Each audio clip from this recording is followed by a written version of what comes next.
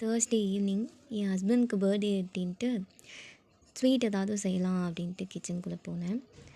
யூசுவலாக பர்த்டேனாவே all time favourite kesari தான் டிஃபால்ட்டாக இருக்கும். சரி நம்ம வேறு எதாவது பண்ணலாம் அப்படின்ட்டு அசோகா பண்ணலான்ட்டு ரெடி பண்ணிகிட்ருந்தேன். கேக் கட் பண்ணலான்னு ஒரு ஐடியாவில் இருந்தேன். பட் என் ஹஸ்பண்ட்க்கு பிடிக்காது. அதனால் நான் அதை விட்டுட்டு ஸ்வீட் மட்டும் பண்ணிக்கலாம் அப்படின்ட்டு விட்டுட்டேன். சின்ன வயசுலலாம் பர்த்டே அப்படின்னா ஒரு எக்ஸைட்மெண்ட் இருக்கும். எப்போது வரும், நியூ ட்ரெஸ் எடுக்கலாம், சாக்லேட்ஸ் வாங்கலாம் அப்படின்ட்டு இருக்கும். பட் இப்போலாம் அப்படி இல்லை. மேபி மெச்சூரிட்டியாக இருக்குமோ, இருக்கலாம். ஏன்னா பிஃபோர் மேரேஜ்னால் எப்படியும் அடம் பிடிச்சாலும் ஏதாவது ட்ரெஸ்ஸோ இல்லை வேறு ஏதாச்சும் வாங்கிடுவேன். பட் இப்போலாம் அப்படி இல்லை.